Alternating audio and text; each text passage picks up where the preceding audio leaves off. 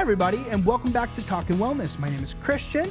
My name is Kayla. And we're so happy to be back with you guys. So, we've been away for a few weeks. So I know. Feels like forever. Yeah, it feels like forever. I was starting to think about what are we going to talk about, and I was already feeling like I've been so long that I already feel like I don't know how to do this anymore. But we're going to be back, and we're going to do something a little more compared to what we used to do, whereas when we used to do what did we call it? My Story Matters. We want to have a very serious conversation today, and we brought a very special guest with us to speak about sexual assault awareness. I want to give you the opportunity to introduce yourself because you've been on the podcast before. So people might recognize you, people might not, some people might be new. So please share who you are. Hi, everybody. I am Antoinette, and I work here at South Florida Wellness Network as a recovery peer specialist serving adults within the child welfare system.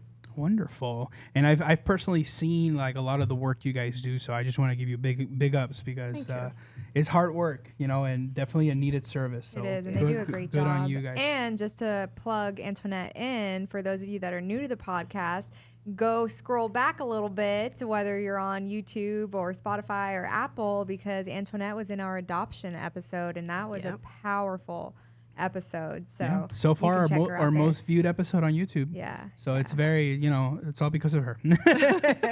But however, we did want to have a conversation because you shared with me earlier that you have a story in regards to this topic that you would like to share openly with our audience, and we want to give you the space to be able to do so. So I definitely want to thank you for being here. But I would love to know a little bit about your journey, where it started, the middle, and towards now your recovery and everything that you've learned and the growth that you've experienced. It's funny. You say where it started, the middle, and the end, and I always say that it really started when I was about 30 and I decided to go on to a healing journey of trying to find myself and figure out what all of the muck inside was. During that time is when I actually uncovered a very dark and deep wound that I had from a very close family member. And that was where I experienced my first sexual assault. So through that, I actually had an identity crisis once I uncovered that. And I was able to get through that and heal. And funny and oddly enough, April is Poetry Month as well. And poetry has actually always been a part of my life and my healing journey. And I'll share a piece with you guys a little later on. Yeah. That pertains to this, and I wrote in the midst of my healing process. Yeah, and we've talked in the past about how writing has helped you. You actually are one of the people that led the what was that workshop called? Please remind me. Coffee and the coffee time. Yeah, coffee time workshop where we had people in the community come on and share some poetry and some songs. And I'll never forget, we've done it twice already.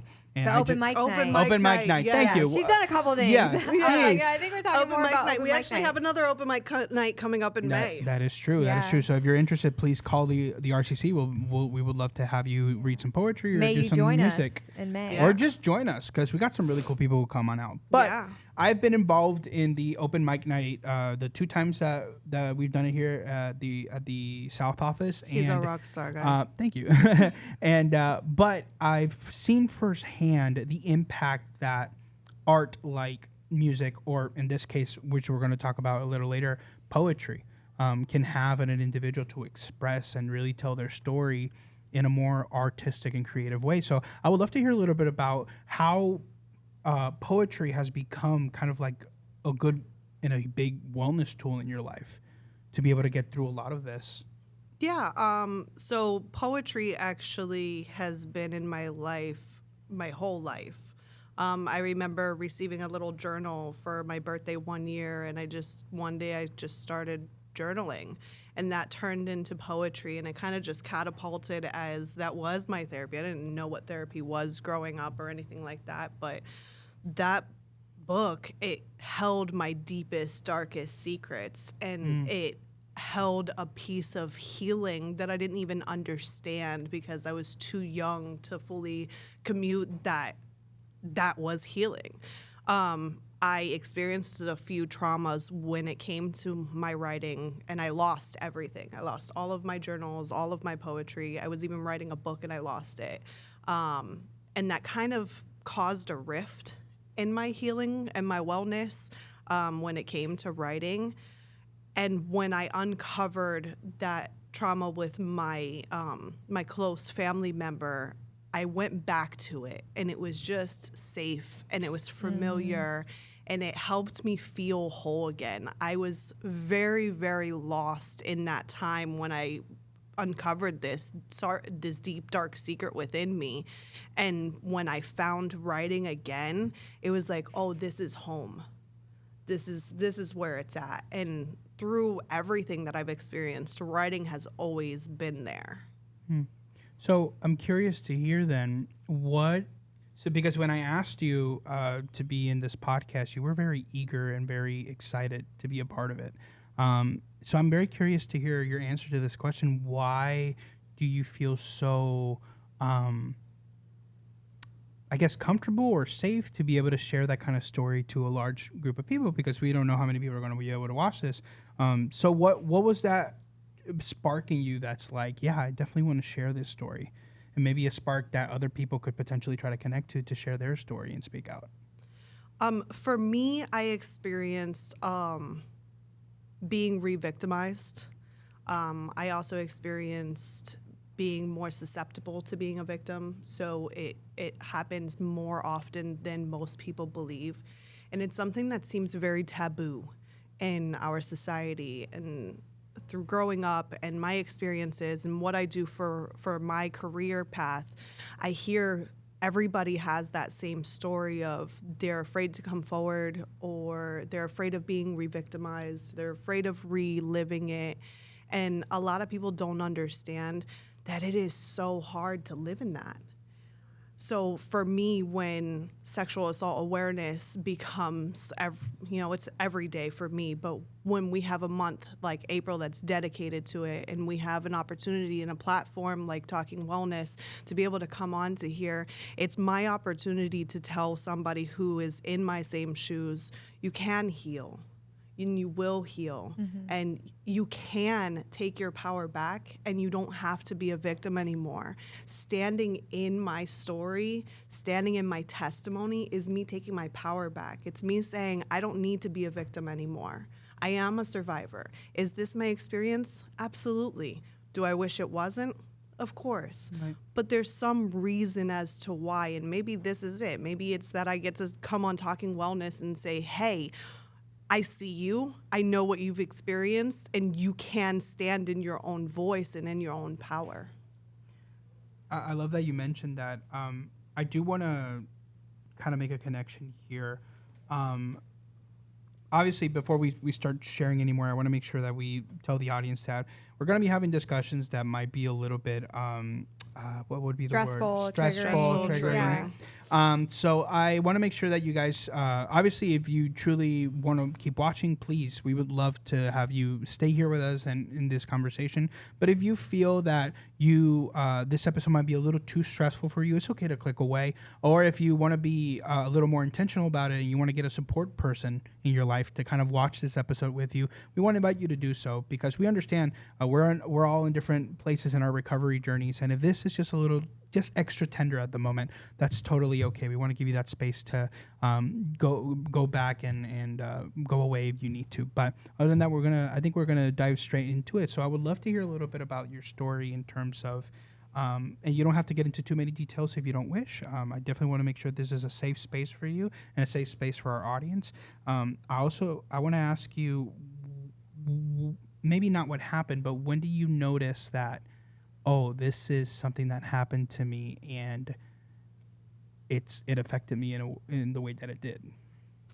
So for me, the first time that I really accepted that I had experienced an assault was by a boss of mine when I was 16.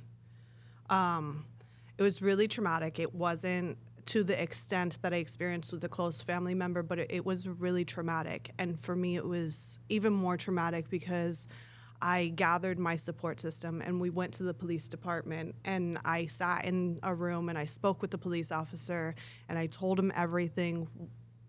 And then when we came out of that interview, he told my mom that there was a very unlikely possibility that the state would even pick it up because it was just a kiss.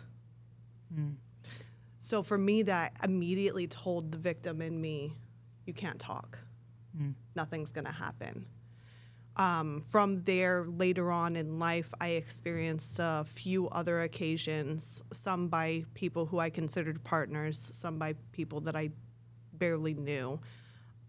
And I really didn't know how to handle it or what to do, so I kind of just suppressed it. And it really wasn't until I got to about 30 years old when there was a lot of things that were just spewing out of me. And I just didn't understand why. I was angry all the time. I'd have these episodes, is what I used to call them, where I would just lash out. And it was a complete blank to me. I'd come back and be like, whoa, my house is a disaster. Why? And I just didn't understand it until I started doing that deep diving. I did the therapy. I leaned on my husband for support, and we walked through that together. I even experienced an identity crisis. At one point, I was like wondering if I was even fit to be a mother. Because when I uncovered what I experienced with my close family member, I had then realized the magnitude of what I experienced. This person lived in the home with me, raised me. I saw this person as a father figure. I wanted to be this person. I even remember telling my husband when we first got together, he needed to ask this person for my hand in marriage.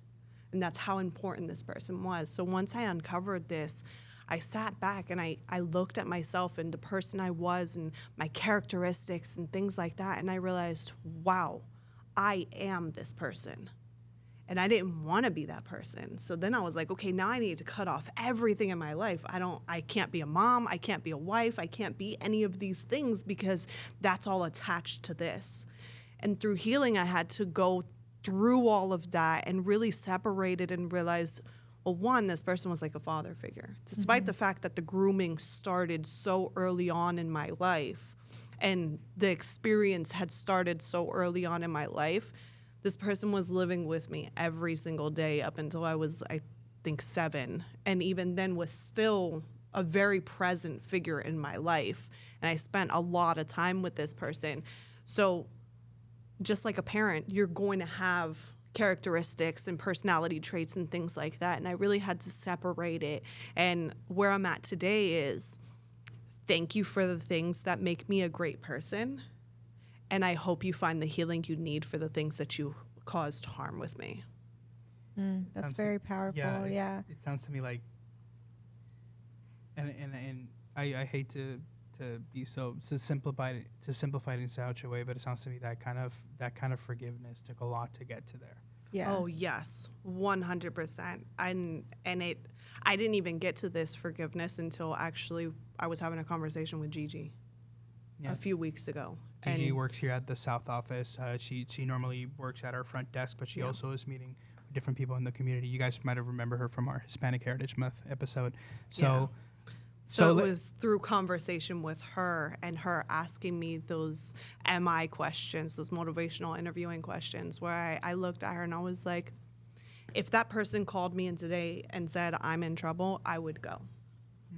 Because I do still love that person. But that doesn't mean that you're not still this, I hate to use the word monster, but that's the inner child in me. That's who sees how they see this person. You're still that monster. So what that means is I need to keep you here. Right. I don't need to have you in my life. I don't need to keep reliving what you've done to me, but I'm also never going to forget what you did to me. I'm aware you're a hurt person hurting people, but you can stay there. And I think in that, when I think about that type of forgiveness, is it's almost like you are reclaiming your own power and saying, you nor this situation has that power on me that it used to, which caused you to need to go into that healing journey. Because I think when we're young, when we're youthful, like everyone says, like, kids are resilient. I 100% agree with that. But I also agree with and believe the fact that, like, things that impact children or adolescents at whatever young age, and it's not dealt with, often comes up in adulthood, and it manifests in these uncontrollable behaviors, thought processes, the way I perceive the world, the way I perceive myself, others, trust. Like there's all of these kind of manifestations of whether it be behaviors, beliefs, or characteristics that can be tied to our hurt, right? Yeah. And I think that for a lot of us that, you know, just identify as people in recovery is that we have unpacked a lot of what that is, you know, to find that kind of healing where those things no longer have the power over our lives to kind of keep us in bondage, but then they become the power in our testimony, right, of who we become through that as those resilient people of strength.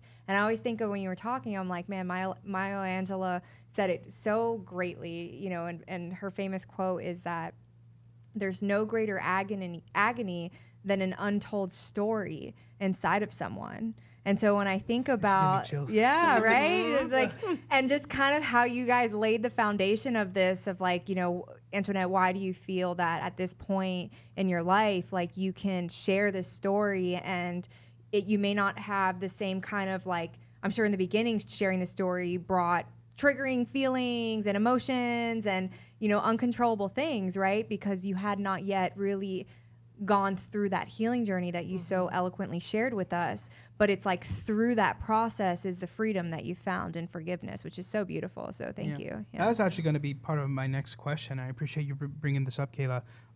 Obviously, right now you have more of a mentor role here at South Florida Wellness Network, kind of like a peer role, right?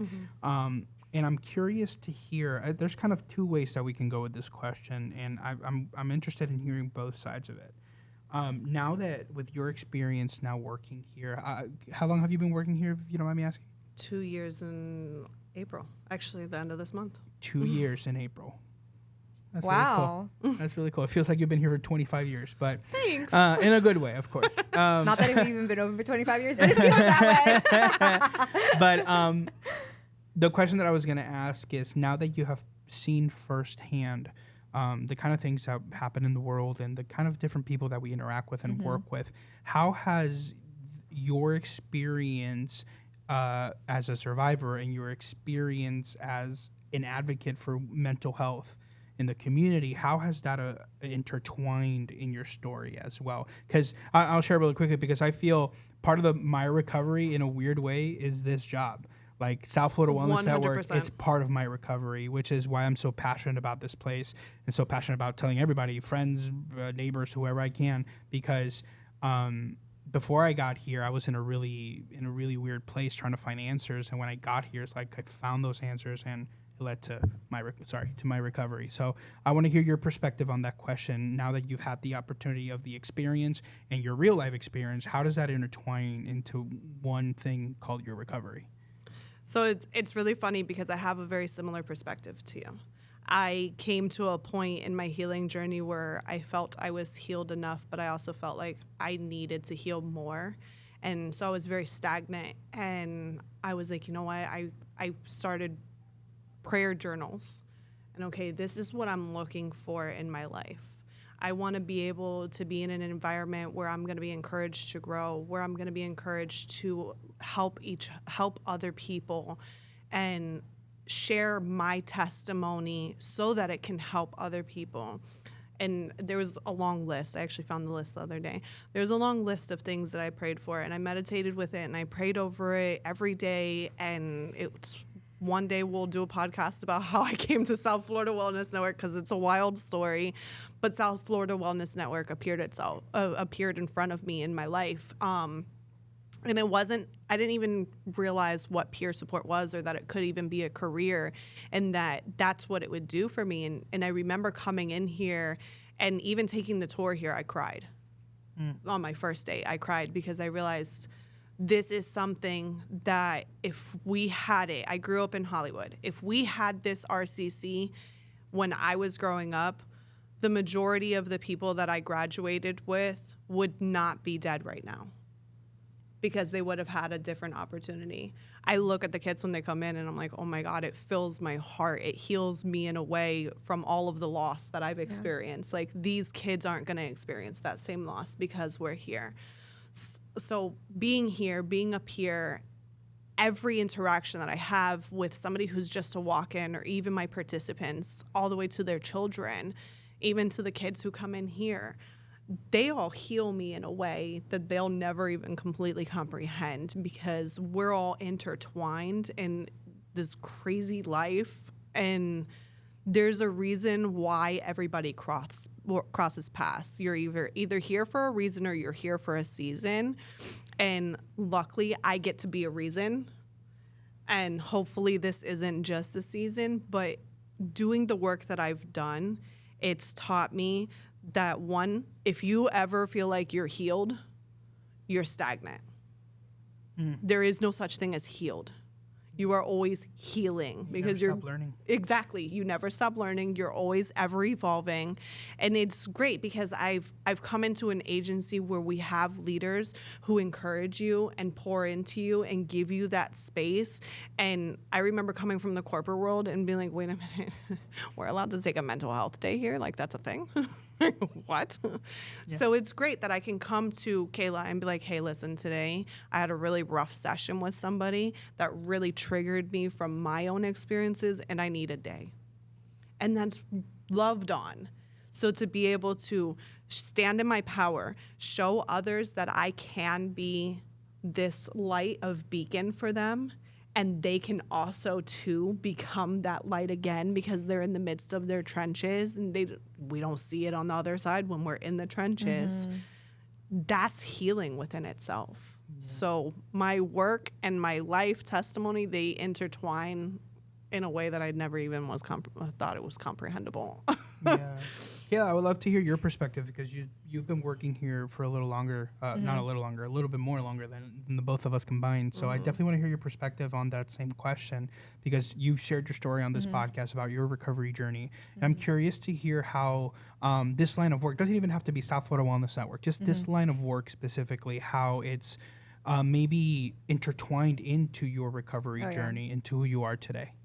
Okay, so it's really simple. I was in the floor of a treatment center in the fetal position, crying in gratitude, because, for those of you that haven't heard my story because you're new on the podcast, but, basically coming from death to life, to put it simply, and getting to experience that healing, getting to experience just profound love and just acceptance and non-judgmental, like a space that was created for me in my recovery journey that allowed me to see that hope and that light through, one, like God's miracles and divine interventions, but then two, through people with lived and shared experiences that kind of spoke life and hope into me through overcoming and conquering a lot of their own struggles and things that I was going through, allowed me to realize that, you know what, if I am going to do anything with my life for the rest of my life, it is going to be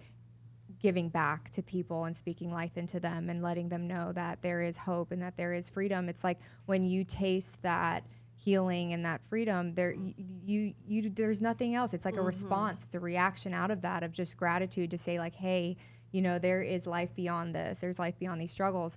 And so I just knew in that moment, that that's what I wanted to do for the rest of my life. Now, I didn't know what God was going to do with that, which he brought me down to South Florida, and he did it for a reason, because I did not want to come down to South Florida. And I remember, crying in my therapist's office being like, I don't want to go move back down there. And every kind of avenue was blocked for me at that time, because I was looking at court cases, getting reunified with my son. That's all part of my story, is incarceration, child welfare involvement. But what I didn't realize at the time was that God had a plan, and he was gonna see through to that plan, and that plan was that I was gonna come down here, and there was a lot more restoration that happened down here because I have family down here that I would have never got to embrace and have that opportunity had that God not done for me what I couldn't do for myself. But the other aspect of that was that it led me to this work, right? The thing that I prayed for in the fetal position as I cried in gratitude for the freedom and the hope that I had in my life at that moment after experiencing, when you come from deep darkness and you kind of understand, you know, the other side of that, like there's just something that happens internally in you. And so it's kind of unexplainable. It's kind of like a mysterious, miraculous thing. And that's why I'm such a advocate for recovery, and I believe so much in recovery, and I believe that anybody has the opportunity to experience recovery, and I fight for equity in recovery because I just want everyone to know that that's that possibility, no matter what it is, right? Because we're all recovering from something at the end of the day. It's every person, every family member, every kid, you know, so it's like if we, you know, took that approach to life, and it's amazing because South Florida Wellness Network was like that dream come true of like everything that I wanted to see for the community, and then some, because we've grown so much, and I got to be here kind of in the smaller, you know, version of SFWN and watch the impact, and that impact comes through people like us, right? Like people that have had these experiences and have had that profound healing and recovery and spiritual awakening, whatever language you want to put to that, and then they just have nothing else in them but wanting to give back. Right. And so when you have people that are on mission like that, some pretty incredible things happen. And what I've seen is we've been able to attract so many like-minded individuals at this organization that just have such a heart to serve, to give hope, and to ensure that every person in our community has the opportunity to recover, and that nobody has to go through this alone or die alone, you know, and the efforts that there's still so much to do. And obviously, like, you know, we look at the world today and we look at, you know, overdoses are still happening, suicides are still happening, you know, sexual assaults are like all of these things are still happening. But the more people that get involved in doing good, you know, good is done, and a light is shine, and there's still people that are getting the opportunity to recover. There's still people that are, you know, having these experiences and then changing their life and, you know, doing great things in this world and impacting the community. And so I love seeing the other side of that, and it totally connects with everything about, you know, my past, my present, and, you know, where I'm going. So I'm sold out on that mission. Like the greatest high that I'm going to chase every day is that of life and seeing the life in others. Yeah. Thank you so much for sharing. I really appreciate that. Antoinette, I want to give you the space because we're running a little bit tight on time, but I want to give you the space to be able to share one of your poems that reflects a little bit about your story. And after that, we'll go ahead and start closing out. Okay. So this is called Loudly Voiceless. Yes, you made me voiceless. You turned me into a victim. You were content with the decision you took away from me. I have a million voices in my head, a million words in my brains, but I can't formulate a sentence. I can't. I'm a writer. I use words, but I can't. I think about the things you've done to me, and I wonder how. How could you look at me as an innocent child and not know that this was wrong? How could you not know what you were doing to me? I'm not even talking about the physical aspect. You are literally a master manipulator, and you didn't know what you were doing to my brain.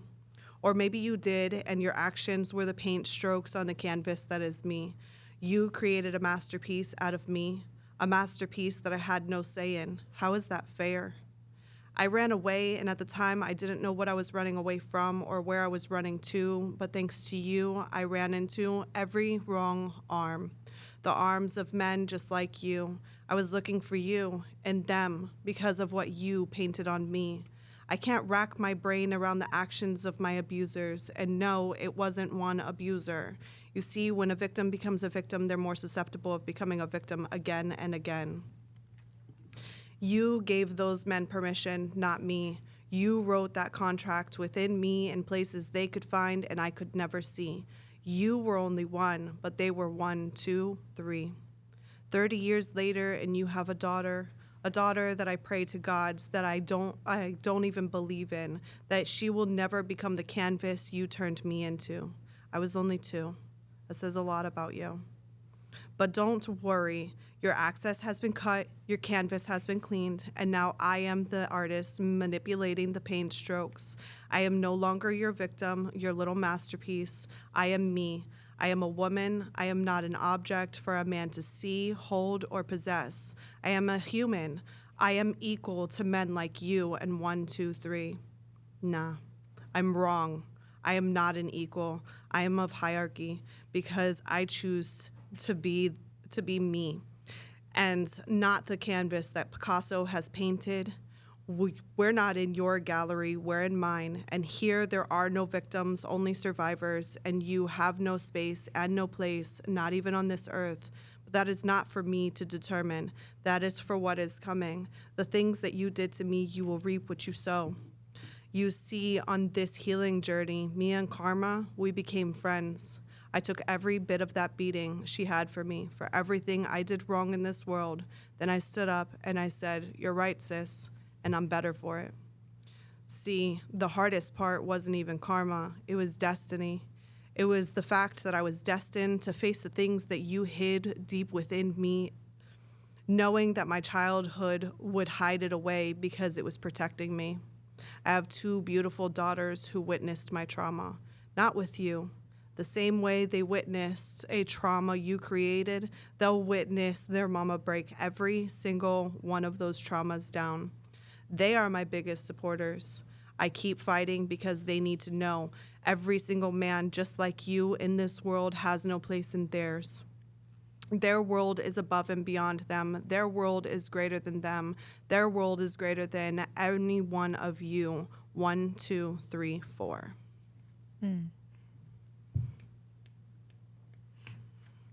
Wow. Sorry. It's okay. Thank you so much for sharing your story. You know, I just want to explain really quick that I think I get emotional because you work with people in this office almost 24/7 sometimes. Like I'm working this entire weekend at like different events and stuff. So it's like it feels like a really tight family, and just you don't often stop to just hear their stories or their perspective or why they're even working here. For those who don't know, people who work here, as part of the requirements to work here, you have to have some experience in recovery. So, and that's like a point that people tend to like forget, that we all in here have a story and we all have experience. And just when I actually get to hear it, it's always such a, because, you know, me and Antoinette, like, we're homies. Like, I really care about you, Antoinette, and every time we talk, I really appreciate it because you're a really motivational person, and you're just kind, which is really hard to find these days in the world. And when I hear you share your story, I get a little emotional because it's like, just to see you become the recovery warrior that you are today, it's just such a beautiful thing to see, you know? So I thank you so much for being here. Kayla, thank you so much for sharing your perspective as well. Guys, thank you so much for coming back. I know we keep coming and going, but hey, this month was a very busy month. We've been passing out Narcan to streets all over South Florida. So if you're interested in getting some information about Narcan or getting yourself some Narcan, please make sure that you contact our offices. All those links and all that information is in the description below. You can always come to the RCC. We'll give you some Narcan, okay? Other than that, thank you so much for watching. Make sure to like, subscribe, comment if you can. Let us know a little bit about your story. Maybe we can keep chatting in the comments. Maybe we can connect. You have a book. Do you mind plugging in your book? Plug in your book. So I have a couple pieces that I have published. One of them is Unleash Your Superpower. It is on Amazon. Absolutely. Those links will be all in the description below. Yeah. So thank you so much for watching. We will see you next time. Have a good one. Be well. Bye-bye. Love you. Bye.